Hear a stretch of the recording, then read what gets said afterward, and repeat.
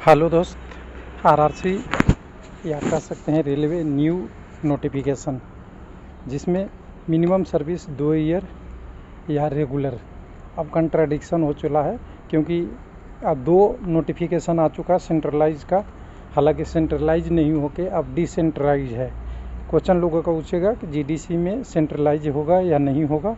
तो देखिए, नोटिफिकेशन अब लग रहा है इंडिविजुअल आएगा सभी आरआरसी का, 16 आरआरसी का अलग अलग, लेकिन जीडीसी का जो सीबीटी होगा वो सेंट्रलाइज होगा। ऐसा डाटा निकाला हूँ मैं, और थोड़ा सा अभी जल्दी है, लेकिन अभी वेट कीजिएगा। सेंट्रलाइज नोटिफिकेशन लिखा था लेकिन अरेंज नहीं हो पाया इतना जल्दी में, इसलिए लगता है आरआरसी वाइज अपनी अपनी नोटिफिकेशन दे रहे हैं अपने वेबसाइट पे, जिससे लोगों को पता चल जाए हर एम्प्लॉय को। अगर एक ही वेबसाइट पे आती, एक ही जगह आता तो हो सकता है कोई दिक्कत होता है, इसलिए इसको ध्यान रखिएगा। तो अभी का नोटिस जो आया है साउथ ईस्टर्न रेलवे का है। ये है एलपी टेक्नीशियन, जेई और ट्रेन मैनेजर, गुड गार्ड्स, जिसको पहले गुड गार्ड्स होते थे अब गार्ड भी होंगे, सब मिला के टोटल का, यानी ट्रेन मैनेजर पोस्ट के लिए, जिसका सिलेबस से लेकर डिटेल तक है। लेकिन इस वीडियो में ज़्यादा नहीं बात करना, इससे पहले हमने बिलासपुर का देख रखे हैं, हमने बात कर रखा है सब लोगों ने। बिलासपुर का कल आया था, इसमें रेगुलर एम्प्लॉय को जगह पे इन्होंने एक स्टार मार्क लगा के लिख दिया था कि जिनका प्रोबेशन पीरियड हो जाएगा 2 ईयर, उन्हीं को रेगुलर माना जाएगा। मिनिमम 2 ईयर सर्विस लिखा था। लेकिन इसी चीज़ को अगर हम ईसीआर के वेबसाइट कोलकाता पे जाएंगे तो यहाँ पे अगर देखेंगे तो यहाँ पे आपका ईसीआर के वेबसाइट पे नोटिस में देखेंगे साउथ ईस्टर्न रेलवे का जो जीडीसी 2023 का है, उसमें ऐसा कुछ नहीं लिखा है, केवल रेगुलर लिखा हुआ है।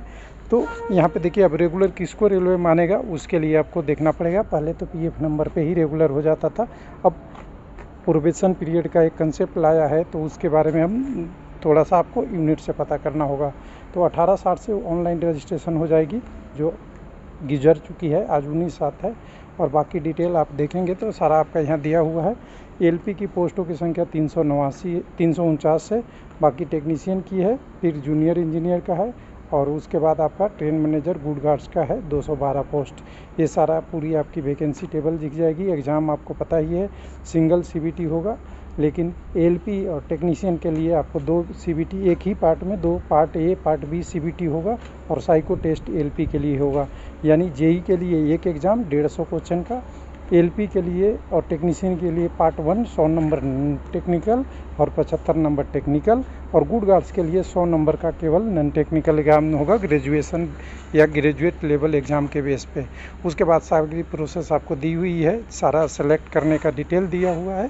तो ये कह सकते हैं कि दोनों में अलग अलग आ रहा है और सबका अलग अलग है। मेरिट इंडेक्स जेई में इसलिए लगेगा, ध्यान दीजिएगा, क्योंकि वो अलग अलग डिपार्टमेंट का एक इक्विवेलेंट बनाने की बात हुई है। तो अभी यहाँ पे एक ही सवाल उठता है कि जीडीसी क्या क्या आएगा। तो देखिए, सब लोगों को बता दिया जाए कि जीडीसी अब आरआरसी वाई आ रहा है।